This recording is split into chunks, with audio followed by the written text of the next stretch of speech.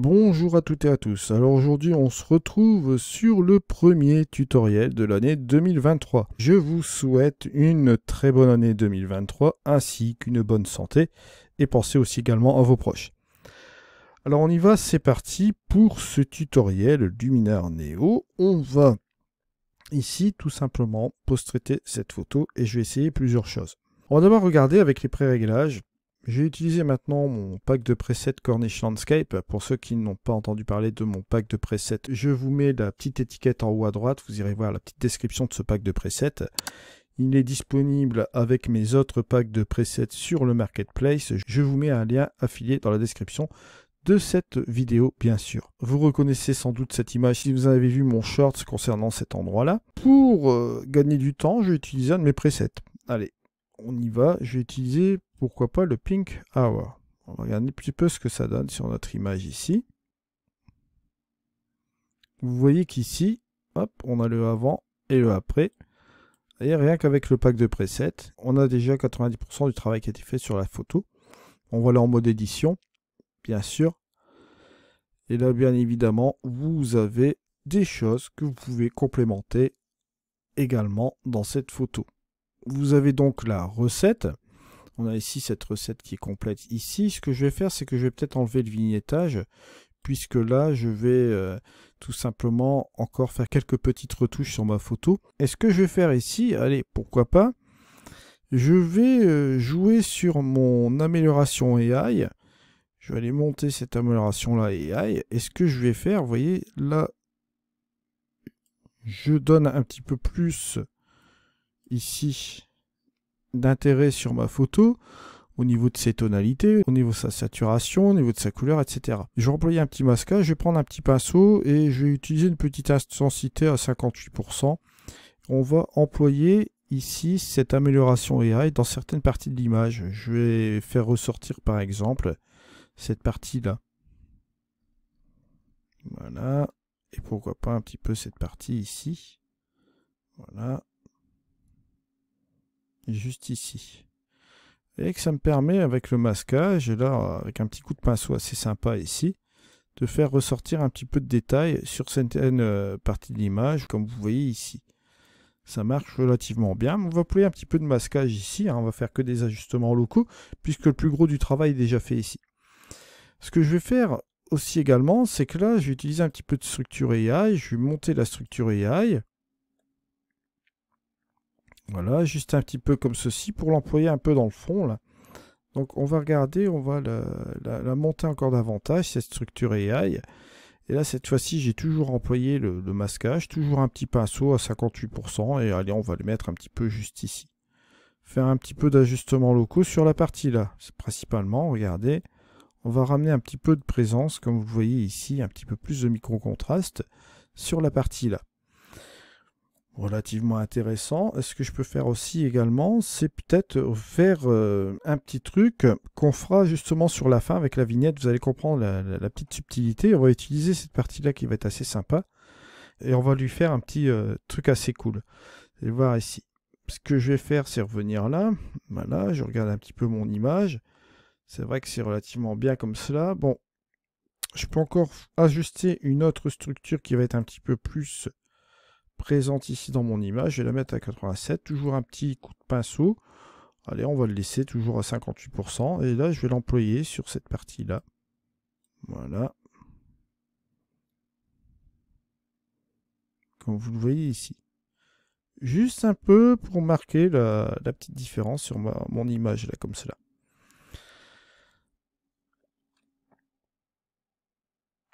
Une fois que j'ai fait cela, je referme ici ma structure. Je regarde toujours mon avant et mon après. Vous voyez que c'est assez sympa comme cela. On a une petite tache de capteur ici qu'on peut enlever assez relativement facilement. Bon, on va aller dans l'outil effacer.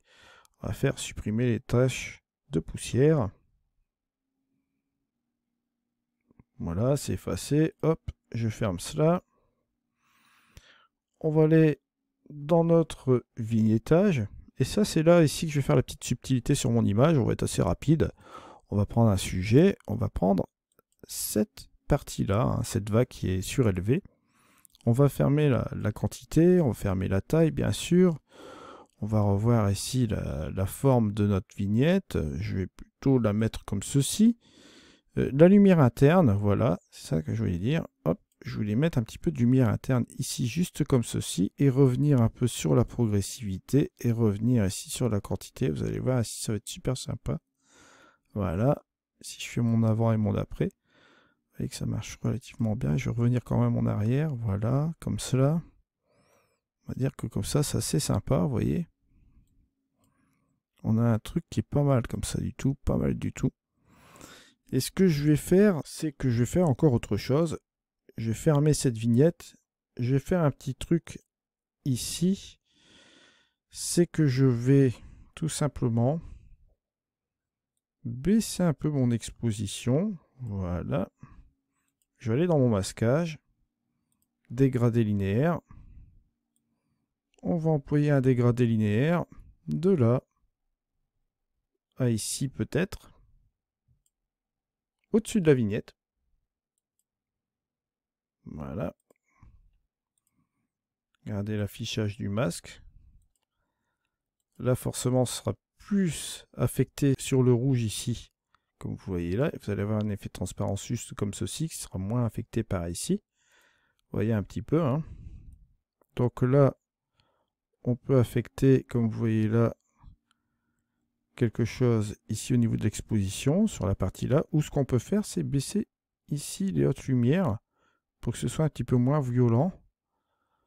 Ou simplement qu'on peut baisser les ombres un peu et les hautes lumières. Voilà. On peut baisser aussi le point noir et le point blanc. Vous voyez, on peut faire pas mal de choses aussi. Si vous voulez l'utiliser de manière un petit peu plus contrôlée, vous voyez, il est possible d'utiliser soit les tonalités, ici, chaque section des tonalités, c'est-à-dire les noirs, c'est-à-dire les blancs, c'est-à-dire les, comment dirais-je, les hautes lumières ou les ombres, vous voyez, sur la partie du dégradé. Mais moi, je vais aller un petit peu plus loin, parce que bon, au niveau de l'exposition, c'est vrai que ça marche relativement bien aussi, mais je trouve cela quand même assez violent. Je vais plutôt utiliser la courbe qui est juste là, et on va prendre la courbe et on va utiliser les tons moyens qui est juste ici, et on va baisser tout simplement les tons moyens dans ce dégradé. Vous voyez, juste comme ceci. Et là, ça va nous permettre, ici, quand on utilise une partie de l'histogramme, une partie de l'image, c'est-à-dire au niveau des tons moyens, vous voyez très bien, hein, les tons moyens, on les déplace ici vers la partie ombre. Ben, regardez ce qui se passe. Ça passe beaucoup mieux ici sur ce dégradé-là. Et cela fait vraiment du travail impeccable. Juste comme cela, ça nous permet de contrôler ici ce dégradé. Bien sûr, on n'est pas obligé d'y aller trop fort. On peut justement utiliser cela comme ça. Et vous voyez que ça marche relativement bien comme cela. Pareil, si vous estimez que la vignette est trop forte, c'est là la petite subtilité que je voulais vous montrer aujourd'hui. On va fermer le développement. On va revenir ici. Vous êtes sur le vignettage là. On va supprimer cette vignette. On revient sur le développement ici dont on a utilisé la courbe. Vous voyez, de manière légère. Vous voyez, juste comme ceci. Là maintenant, on va pouvoir même appuyer davantage sur notre courbe parce qu'on a enlevé la vignette. Et ce sera beaucoup plus subtil ici avec les tons moyens de diriger un petit peu sur cette lumière ici. Là, on va le laisser comme ceci. Hein. On a utilisé l'amélioration pour que la réflexion se fasse de manière un petit peu plus naturelle. Et là, ici, on va attirer l'attention, bien évidemment, sur cette partie-là, hein, sur cette petite vague ici, et sur cette partie lumineuse qui ramène vers le haut, là, comme ça. Et là, cette fois-ci, ben, là, pas compliqué, hein, on va utiliser toujours le mode développement. Et là, cette fois-ci, un masquage. Là, on va utiliser dégradé radial. Allez, dégradé radial ici. Voilà. Juste comme cela. Mais on va inverser. Voilà. On va le mettre en ovale, comme ceci. On va regarder les ajustements. Et là, cette fois-ci, la même chose. On reprend les tons moyens ici. On peut éclaircir cette petite zone là, juste comme cela, ou bien l'assombrir. Bon, comme il se doit. Hein. Vous voyez que c'est beaucoup plus subtil ici, au niveau de cette chose-là, de cet ajustement local, comme vous pouvez constater ici. Et au niveau du masquage, là vous voyez, hein, si je reviens ici sur mon dégradé radial, si je fais cette chose-là, vous voyez qu'il y a quelque chose de relativement intéressant. Alors, autre chose, si vous voulez jouer sur ce masque-là, il vous est possible de revenir avec le pinceau, de prendre l'effacer. Vous pouvez prendre une intensité un petit peu moins violente, peut-être à 15%, et vous pouvez, si vous souhaitez, enlever une partie ici du masquage, hein, du dégradé radial, mais vous pouvez enlever un peu de partie comme ça avec le pinceau, la partie effacée, en mode 15%, comme vous voyez ici. Voilà, vous enlevez quelques petites parties qui sont là. Et voilà ce qu'on a fait sur la photo, bien sûr. Vous voyez, avant, après. Si vous allez dans la modification, regardez ce qui se passe. Deuxième partie de développement, comme vous le voyez là, on l'a appliqué sur la partie qui nous intéressait, bien sûr.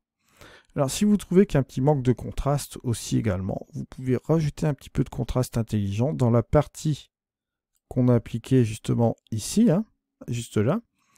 Comme ça, vous voyez, on éclaircit un petit peu cette partie-là et on ajoute un petit peu de contraste aussi en même temps sur la partie ici de cette zone. Et vous voyez qu'on a cet effet-là.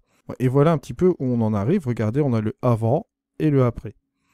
Et si on regarde un petit peu l'image finale, vous voyez que bon, avec quelques petits ajustements locaux et le preset, regardez, on a ici le avant et le après.